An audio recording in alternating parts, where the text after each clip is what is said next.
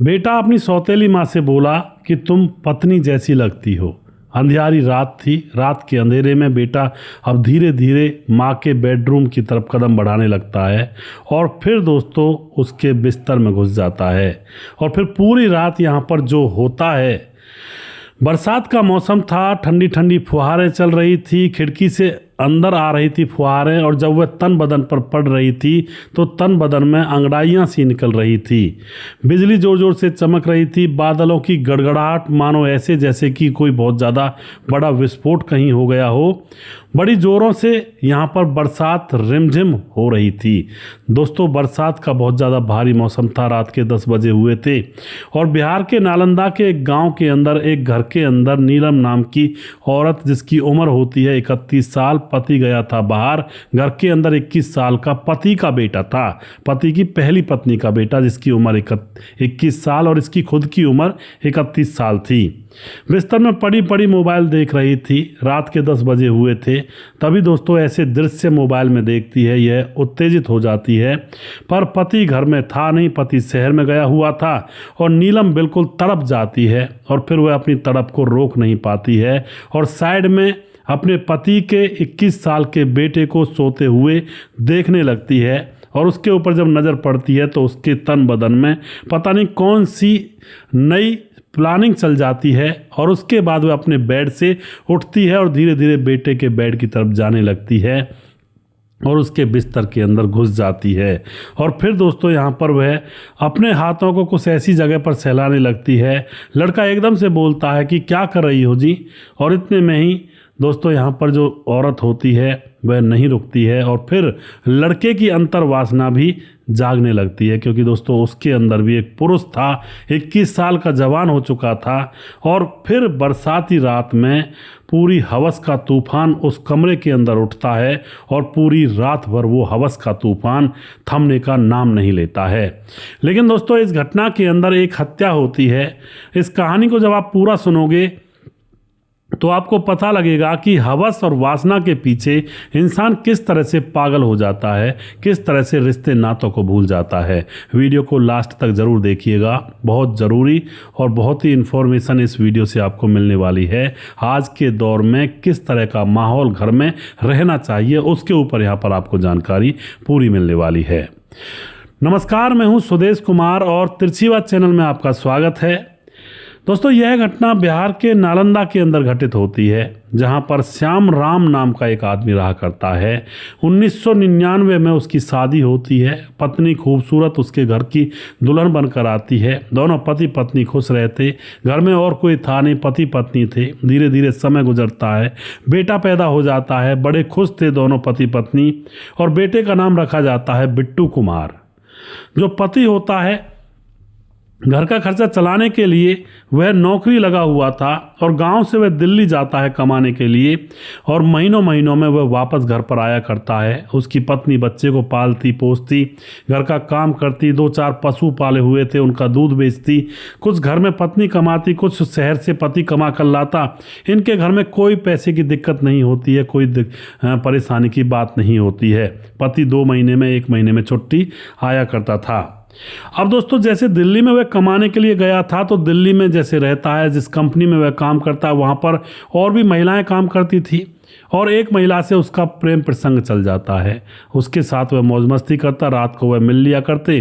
कई बार इसके कमरे पर वो महिला आ जाती, कई बार यह उस महिला के कमरे पर चला जाता, क्योंकि वह महिला भी अपने घर से दूर दिल्ली में रह करके नौकरी कर रही थी। और ऐसे बहुत सारे लोग आपको दिल्ली के अंदर, गुरुग्राम के अंदर मिल जाएंगे दोस्तों, जो अपने घर परिवारों को छोड़ करके दूर पड़े हुए हैं और एक एक क्वार्टर लेकर के वहाँ पर रहते हैं और उसमें से ही नौकरी करते हैं और पैसा अपने घर वालों को भेजते हैं। श्याम राम का अफेयर उस औरत से हो जाता है, लेकिन धीरे धीरे जब समय गुजरता है तो जैसे तैसे उस औरत जो उसकी पत्नी होती है श्याम राम की, उसको अब इसके बैग में, जो ये बैग लेकर आया था, उस बैग के अंदर उस लड़की का फ़ोटो मिल जाता है। और अब तो यहाँ पर इसकी पत्नी को पता लग जाता है कि यह तो भाई किसी लड़की के अफेयर में है। और फिर अब पत्नी को जब पता लगता है, यह खूब मनाने की कोशिश करता है कि यह फ़ोटो बस ऐसे ही मेरे बैग में रह गया होगा, क्योंकि उस टाइम में दोस्तों ना व्हाट्सअप था ना फ़ोन था बड़ा। अब फ़ोटो इसने लिया होगा उस प्रेमिका से, इसका फ़ोटो दीदार करने के लिए रात में, क्योंकि उस ज़माने में इस तरह के काम हुआ करते थे। प्रेमी प्रेमिकाओं के फ़ोटो लेकर के सीने से लगा कर रखते थे। आज का दौर नहीं था, आजकल तो लाइव बातें हो जाती हैं वीडियो कॉल पर। अब इसकी पत्नी को पता लग जाता है तो खूब लड़ाई झगड़ा होता है इनके बीच में, लेकिन यह कोशिश यही करता है कि पत्नी को कोई दिक्कत ना हो। पत्नी को खूब मनाता है, कहता है ऐसा नहीं है, और तुम चाहो तो मैं उस नौकरी से, मतलब जो कंपनी है ना, उस कंपनी में से दूसरी जगह नौकरी कर लूँगा।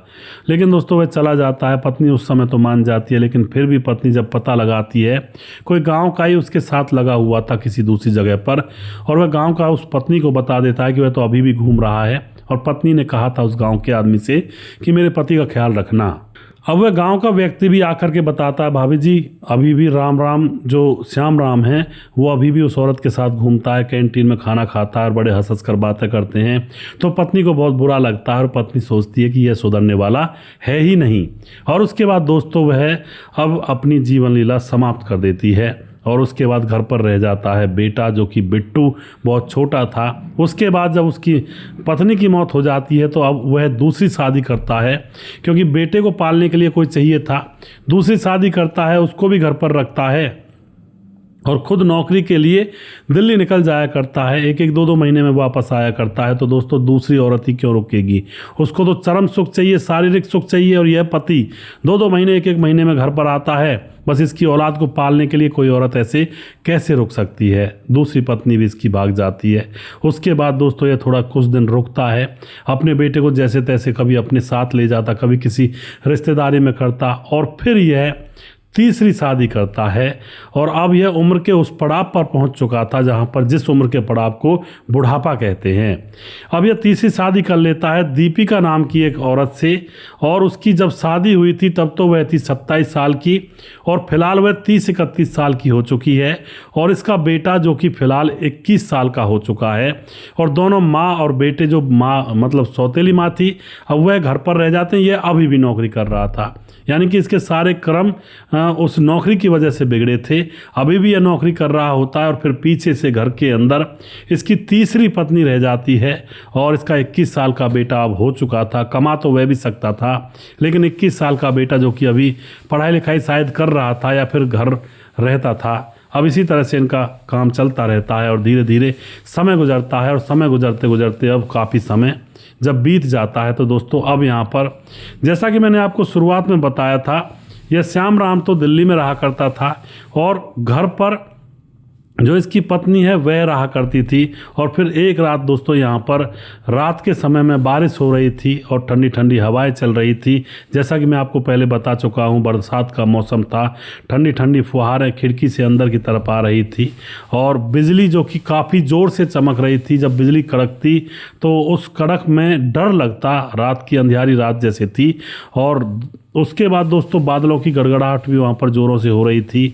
और फिर बिहार के नालंदा के अंदर वही औरत जो 30 साल की हो चुकी थी, उसके बाद दोस्तों वह अब जैसे ही बादलों की तरफ देखती है तो उसको अब याद आने लगती है कि भाई मैं भी दिल्ली चली जाती अपने पति के साथ, लेकिन अब पति तो नौकरी पर था, वो तो आ नहीं सकता था। और उसके बाद दोस्तों यह इधर उधर नज़र घुमाती है तो 21 साल का बेटा इसको नज़र आता है, और उसके बिस्तर में जाकर घुस जाती है, और इन दोनों के संबंध बन जाते हैं।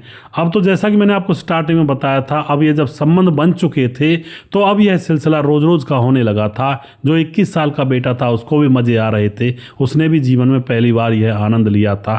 अब इसी तरह से मामला चल रहा होता है, धीरे धीरे समय गुजर रहा होता है, और तीसरी पत्नी दीपिका को अब पति की कोई ज़रूरत थी ही ही नहीं, क्योंकि उसका पति तो अब 58-57 साल का हो चुका था, बुढ़ापे की ओर था, और घर पर रहकर वो एक नौजवान लड़के 21 साल के लड़के के साथ अपनी वासना को पूरा करती थी। तो अब उसको पति की ज़रूरत आखिर कहाँ होगी। समय गुजर रहा होता है, लेकिन दोस्तों एक कहावत है कि इश्क और मुस्क छुपाए नहीं छुपते हैं।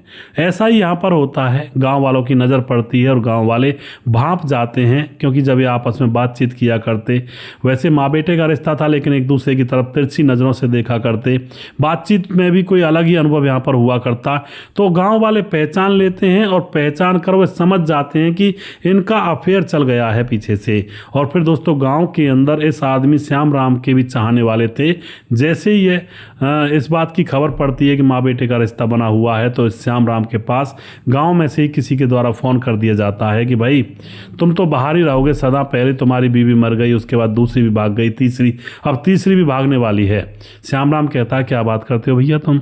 वह कहता है क्यों नहीं बात करूं, क्योंकि तुम्हारे बेटे के साथ तुम्हारी पत्नी का अफेयर चला हुआ है और तुम तो बस बाहर ही बने रहे हो जीवन भर, और घर पर यह तीसरी पत्नी भी तुम्हारे हाथों से छिनने वाली है। यह बात सुन करके श्याम राम का तो 7वें आसमान पर पारा चढ़ जाता है। वह तुरंत गांव आता है, लेकिन अभी पत्नी और बेटे से कुछ जिक्र नहीं करता है, क्योंकि श्याम राम खुद देखना चाहता था, खुद रंगे हाथों उनको पकड़ना चाहता था। तो अब इसी प्लानिंग में श्याम राम आराम से शाम को खाना खाता, आराम से सो जाता, कहता है मैं कई दिनों की छुट्टी आया हूँ, अब तो महीना भर लग जाएगा मुझे यहाँ पर। अब कई दिन जब गुजर जाते हैं तो इन दोनों लड़के और उसकी सौतेली माँ को तो संबंध बनाने का चस्का लगा हुआ था। अब ये कबाब हड्डी श्याम राम यहाँ पर आ चुका था, तो उनका जो मिलन है वो हो नहीं पा रहा था। लेकिन अब वह मिलन करने के दिन में बातचीत कर लेते हैं कि रात को चुपके से मैं तुम्हारे बिस्तर पर आऊँगी और तुम तैयार रहना।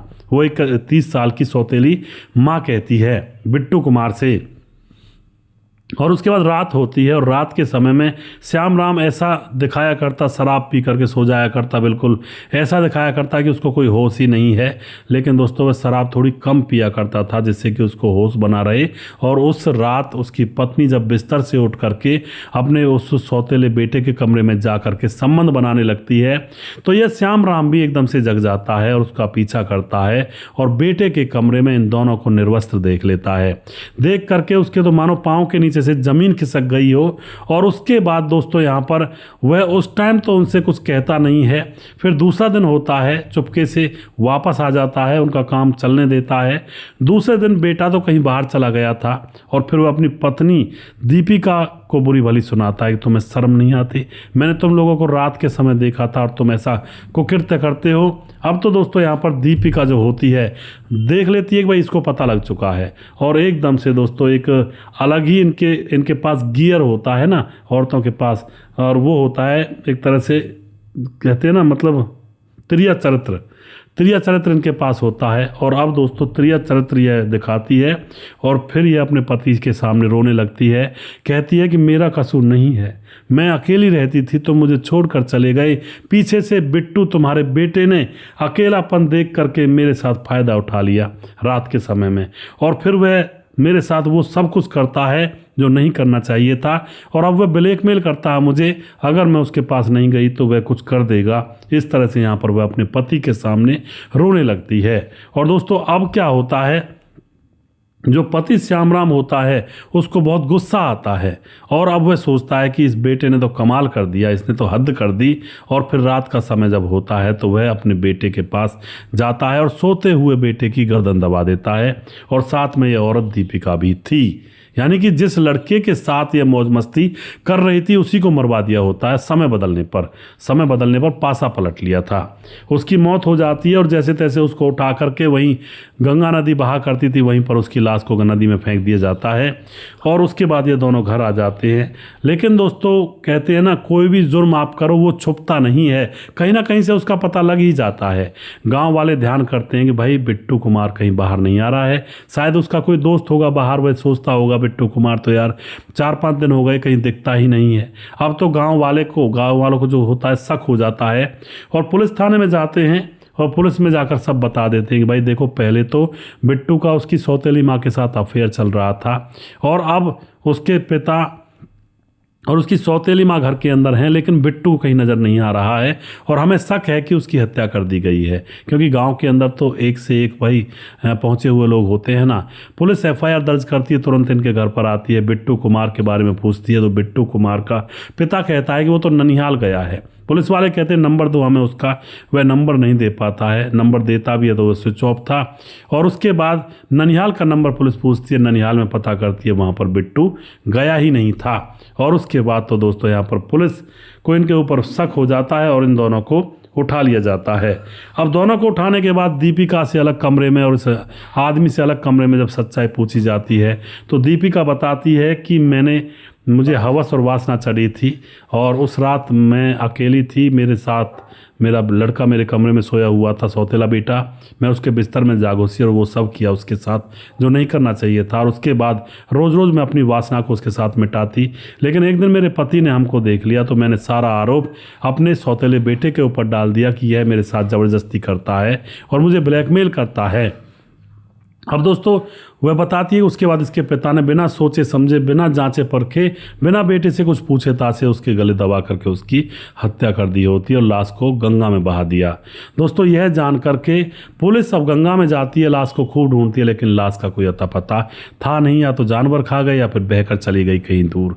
अब यह बात जब उस पिता श्याम राम को पता लगती है कि इस तरह से इसमें पत्नी का खोट है, तो दोस्तों उसके पाँव के नीचे से ज़मीन निकल जाती है। मैंने अपने बेटे की हत्या कर दी, जो कि निर्दोष नहीं था, उसको तो इसने बहलाया फुसलाया था, आरोप उसके ऊपर लगा दिया था। अब वह रोने लगता है, लेकिन दोस्तों अब रोने से क्या होता है, अब तो सारा कुछ हो ही चुका था और ऐसा होता है। वो एक कहावत है, बिना विचारे जो करे सो पाछे पछताए। दोस्तों विचार करना चाहिए था इस पिता को कि भाई यहाँ पर मामला गड़बड़ है तो बेटे से भी पूछ लिया जाए और उसकी भी राय ली जाए कि आखिर मामला क्या है, तुम लोग ऐसे क्यों हो, तो कुछ ना कुछ तो सच्चाई सामने आती। और एक ऐसी औरत जिसकी वासना और हवस मिटने का नाम नहीं ले रही थी, उसके चक्कर में आकर अपने बेटे, जो जवान बेटा था 21 साल का, पाला पोसा था, उसकी हत्या कर दी होती है। तो दोस्तों इस कहानी से हमें सीख क्या मिलेगी? सीख यही मिलेगी भैया, जवान लड़का और लड़की, आजकल रिश्तों का भी भरोसा नहीं है, चाहे किसी भी रिश्ते में हैं, उनको अकेला छोड़ोगे और घर में कोई नहीं रहेगा तो यहाँ पर मामला बिगड़ने के 90% चांस होते हैं। बहुत बुरा माहौल है, कलयुग का कलिकाल है, माथे पर कलयुग बैठकर सवारी करता है दोस्तों आज के दौर में। 1 मिनट में बातें इधर से उधर हो जाती हैं और फिर पूरा जीवन पछताता रहता है इंसान कि वो पल आखिर क्यों आया था उसके जीवन में। ऐसा हो जाता है दोस्तों। तो इसलिए अपनी पत्नी को कभी भी अकेला ना छोड़ें, घर में ना बाहर। अगर आप नौकरी कर रहे हो बाहर, जैसे इन्होंने नौकरी की दिल्ली में, 2 महीने में आता था तो दूसरी पत्नी भाग गई, पहली पत्नी ने देखा अफेयर किया तो उसने अपनी जीवन लीला समाप्त कर ली, तीसरी पत्नी ने देखा भाई ये तो बाहर ही रहता, पति सुख तो मुझे मिल ही नहीं रहा, उसने उसी के बेटे के साथ अफेयर कर लिया। तो औरत को अकेला बिल्कुल ना छोड़ें। अगर शादी नहीं हुई है या फिर कैसी भी कोई बात है, पत्नी है तो इसको या तो साथ ले जाएं या फिर घर पर रहकर ही कोई ऐसा काम कर लें जिससे परिवार का गुजर बसर हो सके, या फिर ऐसी नौकरी कर लें सुबह जाएं शाम को अपने घर आ जाएं। ये ज़रूरी बातें हैं दोस्तों। कुछ लोग अपनी परिवार और अपनी फैमिली को पालने के लिए, बीवी बच्चों को सुख देने के लिए बाहर विदेशों में पड़े रहते हैं। दोस्तों सऊदी अरब में बहुत सारे हमारे देश के भाई जो कि रात दिन वहाँ की गर्मी में सर्दी में तपते रहते हैं, जिससे कि नौकरी कर पाएँ, कुछ पैसे कमाकर घर भेज पाएँ, माँ बाप और बीवी बच्चे खुश रहें। लेकिन दोस्तों उनको क्या पता कि बीवी बच्चे, यानी कि बीवियां किस चीज़ से खुश होती हैं। पत्नियां खुश तब होती हैं जब पति पास में रहता है। पैसे से उनको वो खुशी नहीं मिलती है, जो शारीरिक सुख होता है उसकी खुशी सिर्फ पति से मिलती है, पैसे से नहीं मिलती है।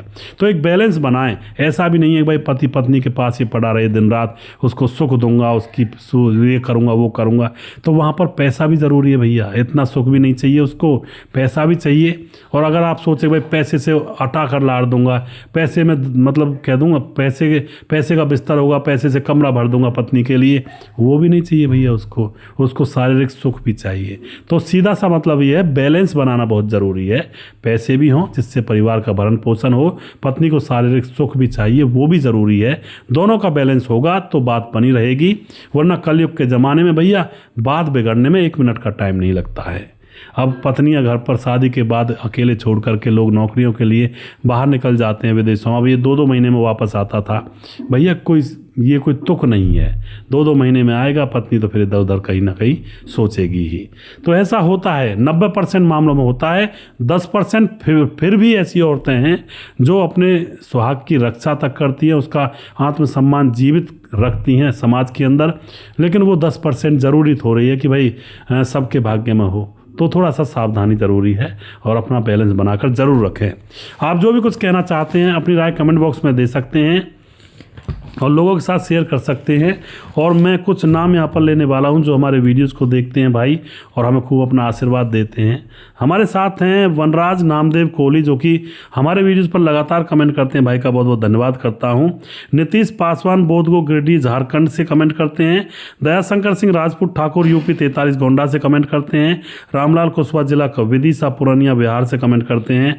रवि प्रकाश हैं जो कमेंट करते हैं। शौकत अली अमर भाई दिल्ली से कमेंट करते हैं और लगातार हमारे वीडियोस पर बने रहते हैं। कालीचरण उड़ीसा से कमेंट करते हैं, फिलहाल गोवा में रहकर काम करते हैं या रहते हैं।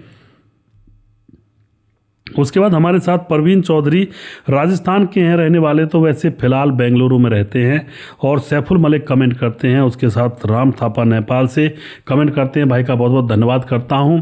उसके बाद हमारे साथ हैं समाधान पाटिल जलगांव महाराज से। जय यादव ईरान कमेंट करते हैं। राम गोसाई अमरवे लगातार कमेंट करते हैं। सुजीत कुमार हैं। टिंकू कुमार आपकी कहानी बहुत अच्छी लगती है, बहुत बहुत धन्यवाद जी। जगरूप चहल कमेंट करते हैं। मनोज श्रीवास्तव जी कमेंट करते हैं गोपालगंज बिहार 28 वार्ड नंबर 23 से। सलाउद्दीन खान कमेंट करते हैं राधे राधे गुरु जी, राधे राधे जी। मोहम्मद जहांगीर कमेंट करते हैं। पायल कमेंट करती हैं। सोनू कटवाल कमेंट करती हैं। और उसके बाद हरिकेश अम्बेडकर GKP कमेंट करते हैं।